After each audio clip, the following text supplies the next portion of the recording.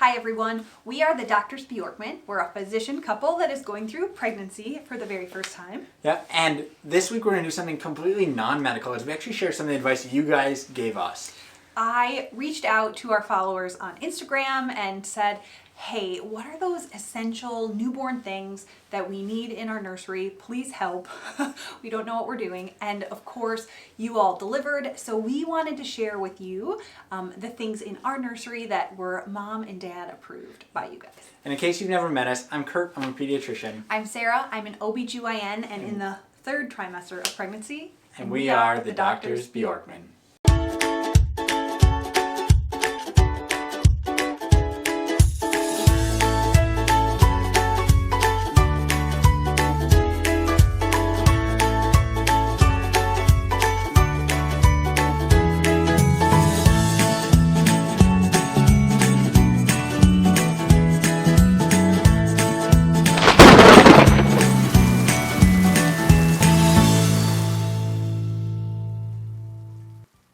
Welcome back. As we said, this week we are going to give you a nursery tour and show you all of the things that we have in our nursery for our little one. A lot of this is based on recommendations from all of you. Thank you. Yeah, and this house that we live in is actually something we're renting right now, so our setup here is not perfect for a magazine, and something we put together with a lot of help from friends and family. And so hopefully the things that we're sharing are things that are affordable for just about everyone who's watching. Yep. And we'll be sure to point out like the things that we think are essential and things that were definitely kind of luxury items or gifts from other people. So I want to preface all of this with, you really don't need that much stuff for a newborn baby. You need some diapers, a place for the kid to safely sleep, and your boobs, or a bottle and some formula. That is what you need for your newborn baby. So all of these things, if you don't have them when your baby shows up, you can figure out what you need to acquire that works for you and your workflow. We're going to share what we have, and we're going to start over here with our dresser, changing table. Yeah, so we were actually given this dresser as a gift. You can see like something we wanted, something that was going to last kind of both through the baby period, through childhood, and into hopefully young adulthood when she comes home to visit us from college. And so a nice place for storage, but also something that would double as a changing space. Yep. So this particular dresser has a really nice secure station for doing changing on top. That you can eventually take off. Yeah. Hope she likes it. So something that was recommended that we didn't do was a changing pad that is wipeable. A lot of people like this Kikaroo peanut thing or other things that were wipeable. We were given a changing pad that has a washable cover. It's going to work just fine.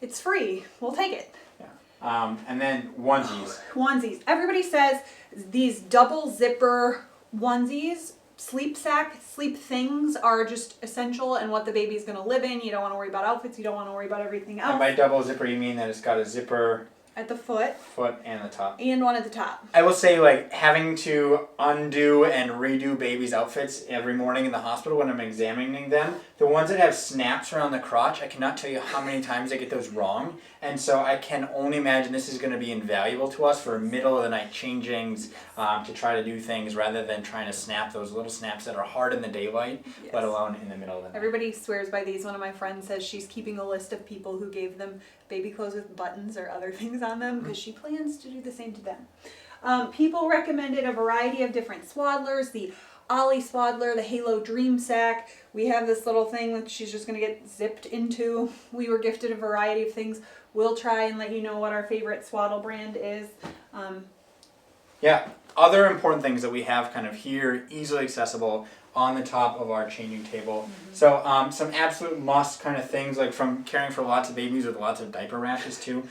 Just some good butt paste, so Desitin, Boudreaux's butt paste. Both of these are kind of classic things for diapers. The biggest thing for anything you're going to put on baby's skin, scent-free, dye-free. Mm-hmm. If you do those things, it's really going to limit the amount that it irritates baby's skin. Which is Aquaphor is the thing we kept hearing for babies. Aquaphor, Eucerin, or Vaseline are all like great kind of basic brands that are scent-free, dye-free, pediatrician recommended. Yeah. The one other thing that we don't have that I want to put here that I haven't gotten yet, everyone swears by a sound machine for white noise. The Hatch sound machine was listed for us many times. Anything that makes white noise seems to be one of those things all the sleep books recommend, your pediatrician recommends, all my friends recommend in terms of helping baby sleep, and I want this baby to sleep. So we will be acquiring a sound machine. Yeah. Other things that were strongly recommended by you all on Instagram, and then also friends, family, and something that I recommend as a pediatrician often is the nose Frida. So this seems kind of gross.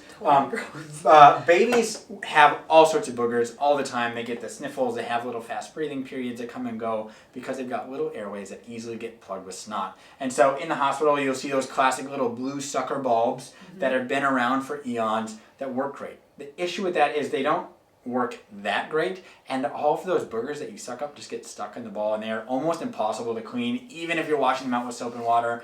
No, my mom swears by them still. I've cut them open before. They are nasty. And so the nose Frida, I know you can get them at Target or many other places online, is a sucker. You actually like literally suck on one tube on one end, and the other tube is in the baby's nose. There is a filter in between that keeps the boogers from going into your mouth. But kind of that concept seems a little gross, but they are amazing in terms of getting boogers out of those little noses. I'm going to let him demonstrate that for the first long time. The other things in that basket are, there's like a little baby brush if they get any cradle cap. There is some little baby fingernail clippers, and this was like came in a $4.99 Amazon pack of all these little baby. We'll make sure this is linked in the description below in our affiliate links.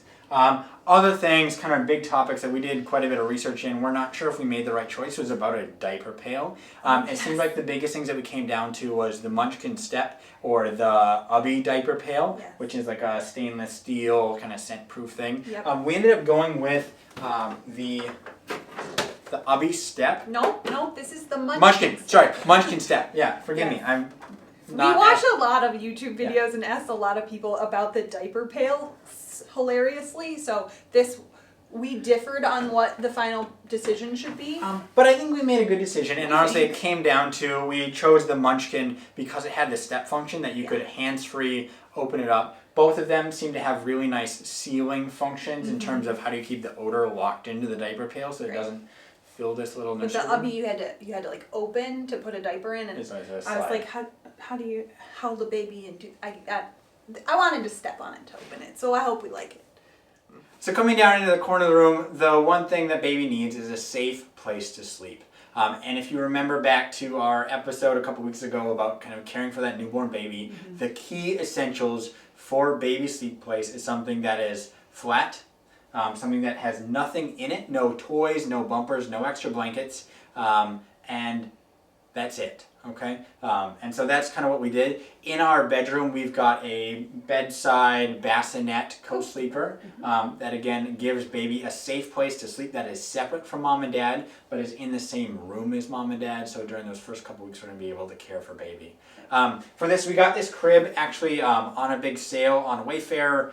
Nothing fancy. We got like a classic newborn mattress also, and a plain sheet. You'll notice, if you can see in the video or not, there are no bumpers in this crib.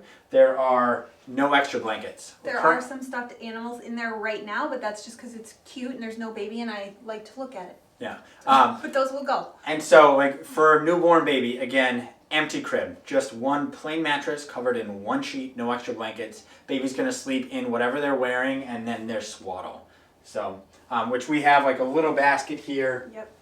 Just something cute of little baby swaddles next to the crib for that purpose. The other thing in this corner is one of the things that was kind of a splurge item. We got a Nanit baby monitor. It was well loved by many friends and all of you.